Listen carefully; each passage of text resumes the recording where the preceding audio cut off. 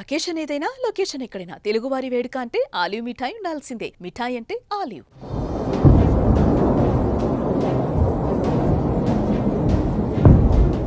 Breaking news. Pakistan దాడులతో భారత్ ప్రతీకార దాడులకు దిగింది.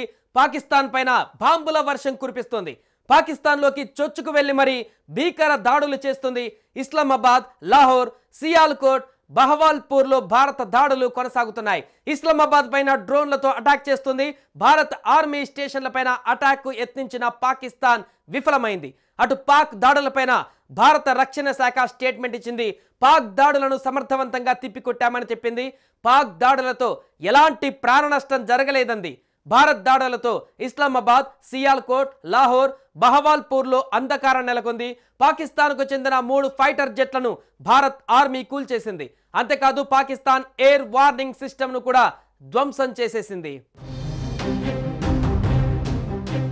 భారత వైమానిక దళం మరోసారి పాకిస్తాన్కు గట్టి షాక్ ఇచ్చింది. సరిహద్దులు దాటి భారత గగనంతరంలోకి చొచ్చుకు రావడానికి యత్నించిన పాకిస్తాన్ ఎయిర్ ఫోర్స్ కు చెందిన F-16 యుద్ధ విమానాన్ని భారత సైన్యం సమర్థవంతంగా కూల్చివేసింది. ఈ ఘటనలో F-17S జెట్ను కూడా కూల్చివేసినట్లుగా సమాచారం అందుతుంది. వివరాల ప్రకారం పఠాన్కోట్ ఎయిర్ బేస్ పైన దాడి చేసేందుకు యత్నించిన ఒక F-16ను భారత బలగాలు మధ్యలోనే గుర్తించి అడ్డుకున్నాయి. క్షణాల్లో స్పందించిన భారత సైనికులు ఆ విమానాన్ని నేలకూల్చారు. ఈ ఘటనతో పాకిస్తాన్ మరోసారి భారీ మూల్యం చెల్లించుకుంది. సరిగ్గా 3 ఏళ్ల క్రితం కూడా భారత సైన్యం పాకిస్తాన్కు చెందిన ఒక F-16 యుద్ధ విమానాన్ని కూల్చివేసిన విషయం తెలిసిందే. ఇప్పుడు మరో F-16ను కూల్చివేయడం భారత సైన్యం అప్రమత్తతకు, సమర్థతకు నిదర్శనంగా నిలుస్తోంది. మరోవైపు ఈ ఘటనకు సంబంధించి ఒక కీలక సమాచారం వెలుగులోకి వచ్చింది. కూల్చిన F-16 యుద్ధ విమానానికి